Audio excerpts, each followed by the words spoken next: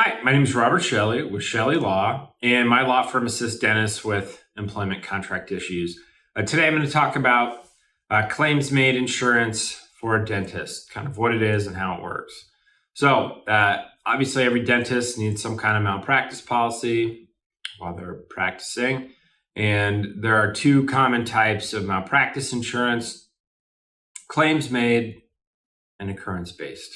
And so claims-made policy means a policy has to be in effect when a claim is actually made. So if you're an employee and you leave an employer, there is a gap in between the last patient you see for that employer and then the last day they can sue you. So that's the statute of limitations. And generally, it's 2 years in most states. It varies state to state. And there's also exceptions for when minors become adults and that type of thing. But let's just use 2 years as an example. So if someone has 2 years to sue you, then if you had a claims-made policy, you need an additional policy that covers that gap, and that's called tail insurance. So if you have a claims-made policy, you need tail insurance.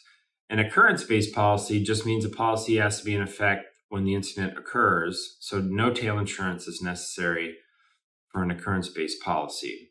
Now, the main differences between the two is cost. An occurrence-based policy is about a third more expensive per year than a claims-made policy. And then after a claims-made policy ends and you have to purchase tail insurance is about twice what your annual premium was. So if you had a $3,000 annual premium and you had to pay for tail insurance under a claims-made policy, it would be a $6,000 payment, depending upon who's responsible for it, that would have to be paid. Now, that's a one-time payment. It doesn't go on year to year. You just pay it all up front. And normally the employer would require that tail policy would be secured prior to the end of the employment relationship between the two parties. So if the employer says it's your choice as far as what policy you want to use, it would depend who's paying for it. So if the employer says, I don't care if it's occurrence or claims made, we're going to pay the premiums, then obviously you want a occurrence-based policy because you won't have to pay for tail. Most of the time you don't get a choice, and most of the time it is claims made. And most of the time the employer will require the dentist to pay for tail insurance. So a couple ways to handle that.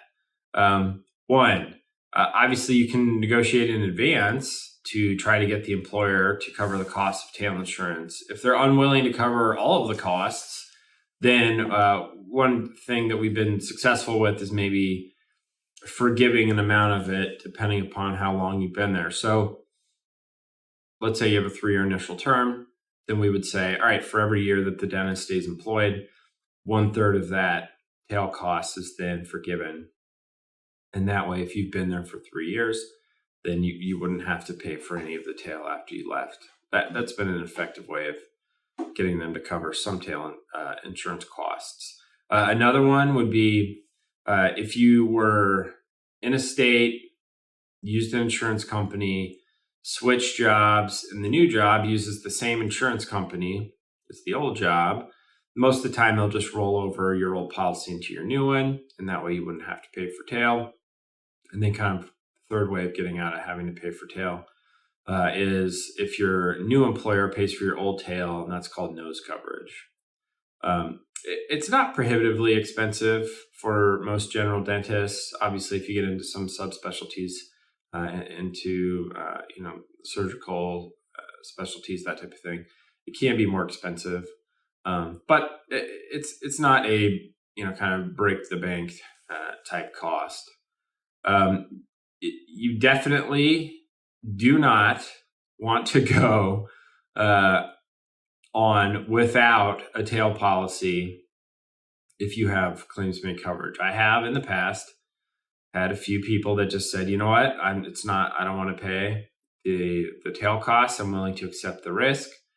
And it just seems like a foolish risk to take for $6,000 to cover your tail, whereas a malpractice claim could be many multiples of that potentially. Plus, I just would hate to have that kind of hanging over anyone's head as well. So anyway, that's a little primer for claims made coverage for a dentist.